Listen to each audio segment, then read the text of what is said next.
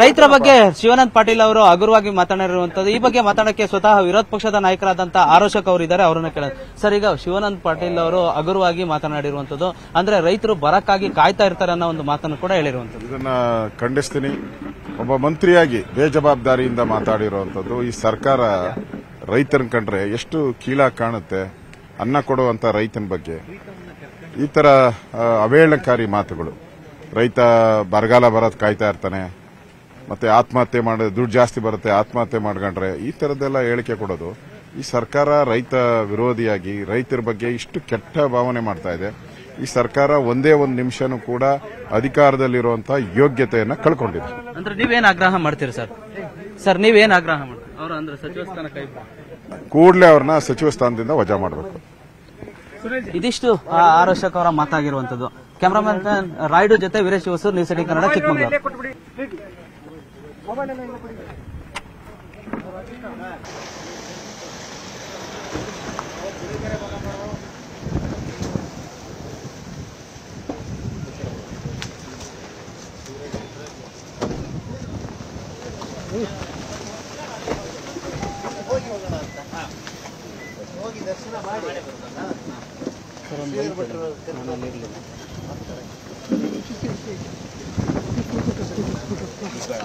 ರೈತರ ಬಗ್ಗೆ ಶಿವಾನಂದ ಪಾಟೀಲ್ ಅವರು ಹಗುರವಾಗಿ ಮಾತನಾಡಿರುವಂತದ್ದು. ಈ ಬಗ್ಗೆ ಮಾತಾಡಕ್ಕೆ ಸ್ವತಃ ವಿರೋಧ ಪಕ್ಷದ ನಾಯಕರಾದಂತಹ ಆರೋಶಕ್ ಅವರು ಇದ್ದಾರೆ, ಅವರನ್ನ ಕೇಳೋದು. ಸರ್, ಈಗ ಶಿವಾನಂದ ಪಾಟೀಲ್ ಅವರು ಹಗುರವಾಗಿ ಮಾತನಾಡಿರುವಂತದ್ದು, ಅಂದ್ರೆ ರೈತರು ಬರಕ್ಕಾಗಿ ಕಾಯ್ತಾ ಇರ್ತಾರೆ ಅನ್ನೋ ಒಂದು ಮಾತನ್ನು ಕೂಡ ಹೇಳಿರುವಂತದ್ದು. ಇದನ್ನ ಖಂಡಿಸ್ತೀನಿ.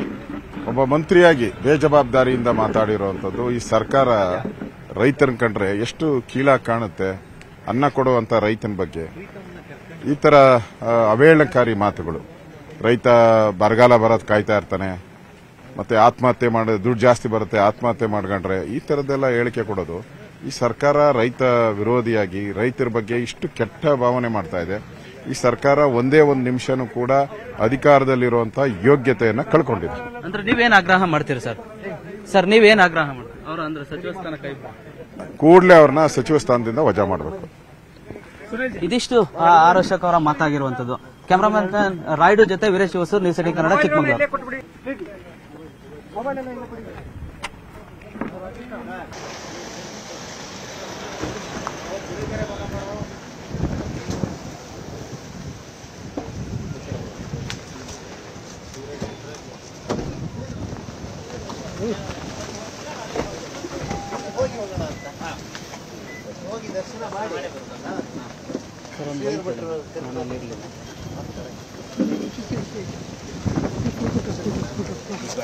ಕನ್ನಡಿಗರ ಮೆಚ್ಚಿನ ನಿಮ್ಮ ನ್ಯೂಸ್ 18 ಕನ್ನಡ ಈಗ ವಾಟ್ಸ್ಆಪ್ನಲ್ಲಿಯೂ ಲಭ್ಯ.